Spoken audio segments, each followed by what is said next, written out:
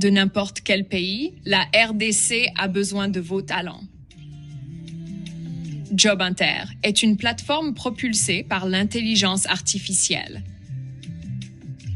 Nous connectons les professionnels qualifiés à des véritables opportunités d'emploi. JobInter, là où le talent rencontre les opportunités de travail. Allez-y au JobInter avec tr.com pour vous enregistrer gratuitement.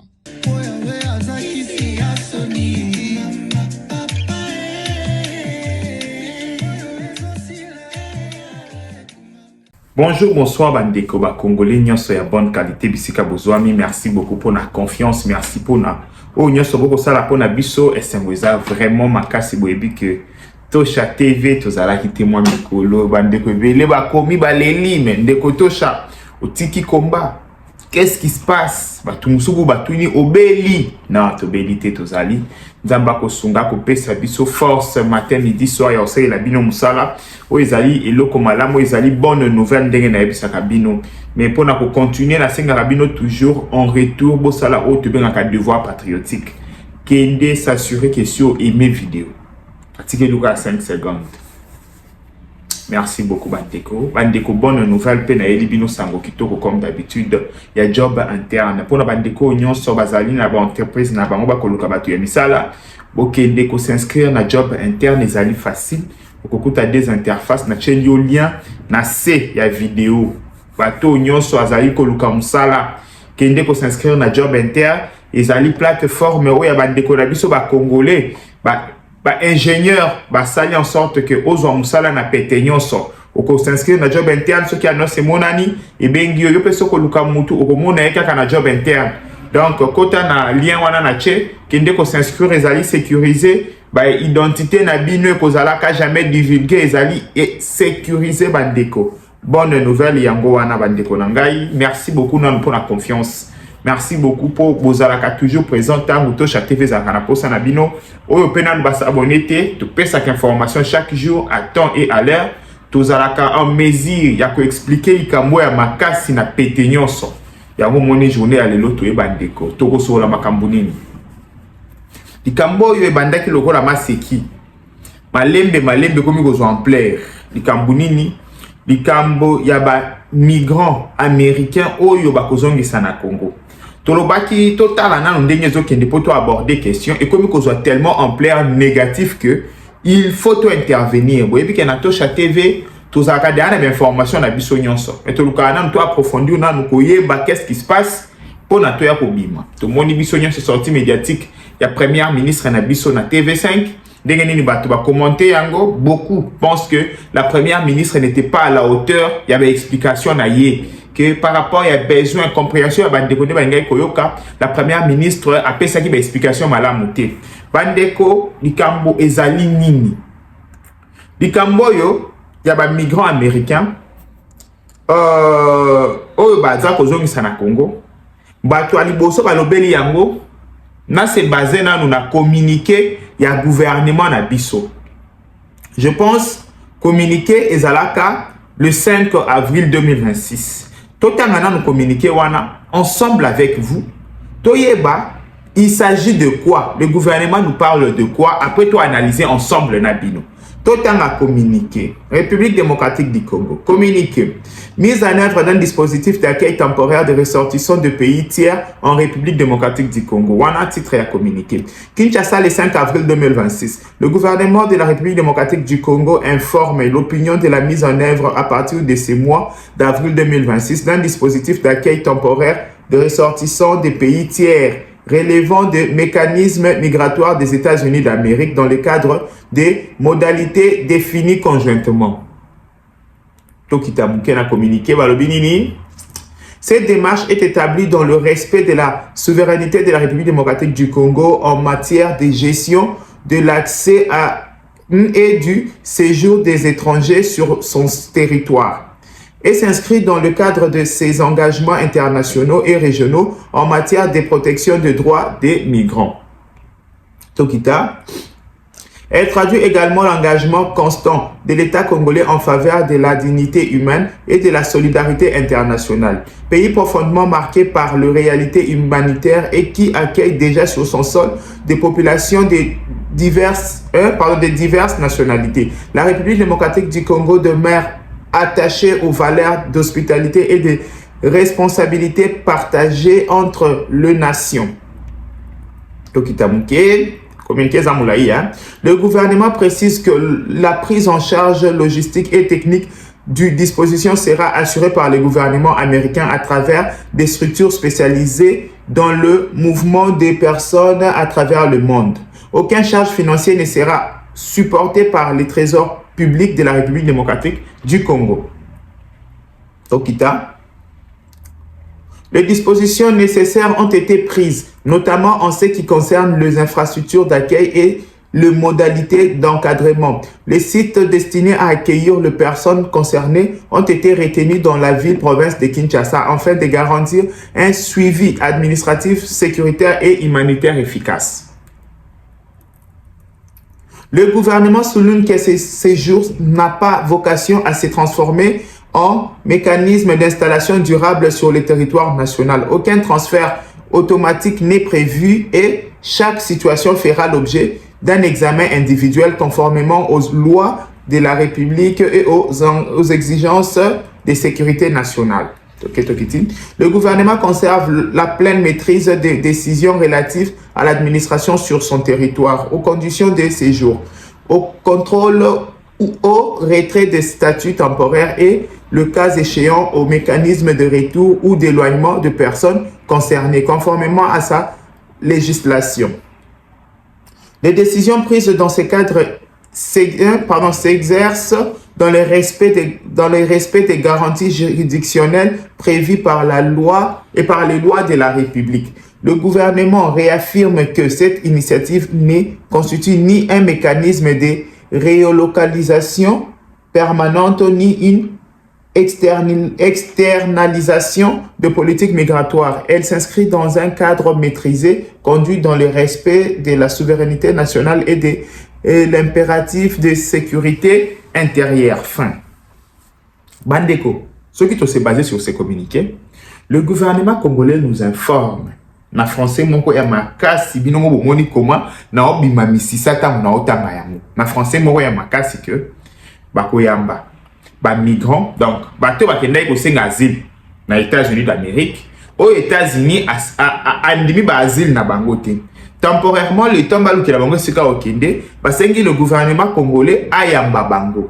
Et le gouvernement congolais à travers communiqué oyo a expliqué biso que bazali koyamba bango sur le temporairement. Bandeko, après communiqué oyo, si ma mémoire est bonne, to basala qui sous communiqué mususu na si je me trompe pas, communiqué musu et bimaki, ouais, je pense que c'est ce communiqué là. Et ça la maka le 17 avril. Oye bandeko annoncé biso que 15 de ces migrants bakomi. Communiqué wane lo bakini na chela bino botanga.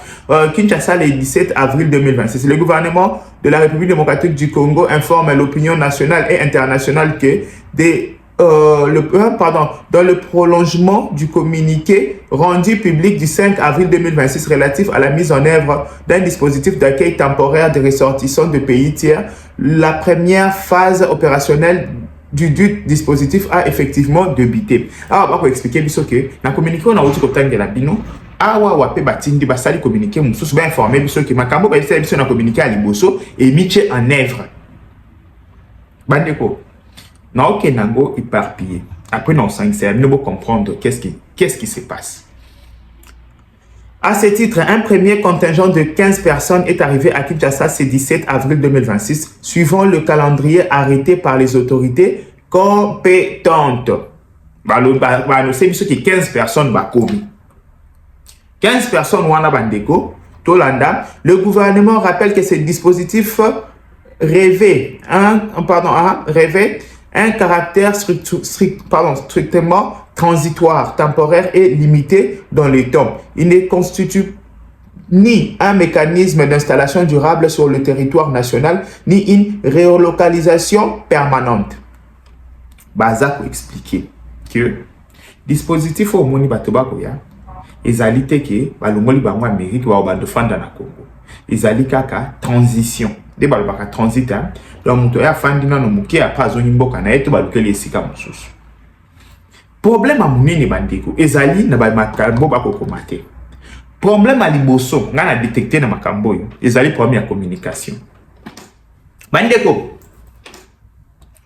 banani bakolo mabele o bato bakoya eza biso ba congolais. Est-ce que le gouvernement congolais a un dispositif nyonso sur le plan communicationnel a fait ça, a communiqué, a expliqué population? Non. Ba communiquer oyeye ko bimatangu makelele komo sala manasima. Tangu ba média économique ko publier makambo, le gouvernement congolais a eu soin ya ko sala yango. Madame Judith Suminwa tangu ya ko kende na TV5. Est-ce que azala qui préparé? C'est ça ma question bandeko. Est-ce que combien de médias nationaux oyo Madame Judith Suminwa qui a expliqué population ba kolo mabele oyo ba koyana ba migrants yango parce que bandeko aller en France expliquer en France c'est bien mais c'est pas les Français de ba kolo territoire oyo ba koyamba ba migrants biso ba congolais de ba kolo territoire oyo ba migrants wana to koyamba bango combien de médias congolais oyo Madame Suminwa qui ko fanda Fandata na RTNC, Fandata na Top Congo, expliquer la population, expliquer ba Congolais que ba migrants au bakoya, ba kosala boye to ba dispositif boye. Ba souki kaka na communiquer na français moko ya makasi yake, soko yebi ko tanga te ba ndiko ko buka na machwa. Wana na ko indexer gouvernement na biso. C'est bien, to ko soutenir gouvernement, mais oyo ba benga ka redevabilité ezali à CT na question oyo. Bandeko. L'autre question est pour tout dans mes alignes. La RDC gagne quoi dans ça? Parce que, dans vos exemples, il y a Rwanda, l'accord migratoire entre le Rwanda et le gouvernement anglais, on a vu paquet à millions. Oui, le Rwanda devait toucher des millions. Mais la RDC, à cause de ça, bénévolat, bons offices, je ne sais pas. A gagné nini. La question qui a été posée c'est ça. RDC a gagné nini na makamboy. Ba yebisa biso. Ce qui mbongo eza combien? Parce que territoire n'appartient pas à une personne. Territoire eza ya biso nyonso. Ce qui que RDC a gagné en matière financière. Ba yebisa biso eza combien? Ce qui RDC a gagné en termes d'accord, on dit OK, la RDC toi tu nous facilites ça, on va te faciliter ceci. Ba yebisa biso. Je ne sais pas si vous comprenez, bandeko. Demandez à ma Congolais, c'est simple. Congolais, mon côté à boy, que ça la hospitalité sur le plan humanitaire. Bandeko, biso nyonso oyo bayamba biso na bamboka bapaya. Mutu mon côté à boy, ko yamba mutu na mboka na ye. Le Congo est grand. To yamba ba Rwandais ou à masse. Attendez, le bakoma ko boma biso. To yamba ka bango kaka. Tous un pays on a toujours été hospitalier, mais adage moko et pas na biso balobara ke banyataka aveugle deux fois te na ba testicule naï. Ça veut dire que même avec le mouton à mon akate soko nyatimba la liboso deuxième fois a reçoit déjà ba disposition. To yambaka ba Rwandais wa masse tala lilo. Ba komi ko marcher les biso en tant que ba tout congolais. To limito ba de la même erreur. Population ko senga ka eloko moko. Bandeko ici, loin de moi l'idée, on a passé, il y a des gens, il y a Monit, à quoi il faut changer les binofaces. Non. N'a pas tout la question. Le Congo a gagné nini. Bande Koko yaka ko yebisa baninga que na makambo toko sala, tala ba Congolais bo gagner boye. To ba Congolais to sali ya mona mawa, to ya bato na mawa. Tala nde to ko encadrer bango. Bande ko, eza simple. Et c'est simple. Parce que yango ekomo kozwa nini nzela. E bandeko makambo etali ba afghan. Boyebi que tangu ba taliban bazwi pouvoir en Afghanistan, ba américain nyonso basalaka na ba afghan nyonso basalaka na ba américain ba kimaka. Tangu ba kimi bakenda ko tshaba na Qatar. Et maintenant il faut ba relocaliser batwana. Ba ukela bango sika okende. Bah proposer le Congo. Et alors, je pense que ça n'a pas tol moro Golanda. Oui, je sais que ça n'a moins moro Golanda. Et c'est pas tol là, c'est combien? toko pesa souveraineté na biso na bandeko wana ba afghan. To boy ko yamba mutu te bandeko. Un pays qui a déjà accueilli le Rwandais, je vous dis que on peut accueillir tout le monde. Na biso ki koyamba ka ba Rwandais na territoire na biso, ils ont déjà exploit na o nyonso ba sali biso. Donc on peut accueillir tout le monde. One is a problème te. Mais on doit savoir na ba mécanisme nini to koyambela bato yo. Ba kozonga mukolo nini. Lobi pe koyoka banya Afghanistan. Bazali bakoki pe koya okaro banya taliban okoloba nini na lobi boy okoloba nini lobi soko yoki banya Afghanistan aibisi yo peke eza mabele na ye eze pa na bango munya Afghanistan. Donc crainte ya ba congolais est légitime. Nous demandons au gouvernement congolais à expliquer biso na profondeur. Je pense que la ministre des Affaires étrangères, il faut la convoquer dans l'Assemblée nationale. Aya ko expliquer bande ko eza simple. Madame la ministre aya kaka ko expliquer à l'obika que non, to accord eza boye. Population peto yeba. Bande ko et il y a déjà les Banyarwanda, les Banyasoginani. Vous pensez que Mounia Afghanistan a commenté? Vous êtes sûr? Vous êtes sûr que Mounia Afghanistan a commenté? Dites-moi. Nous avons une question.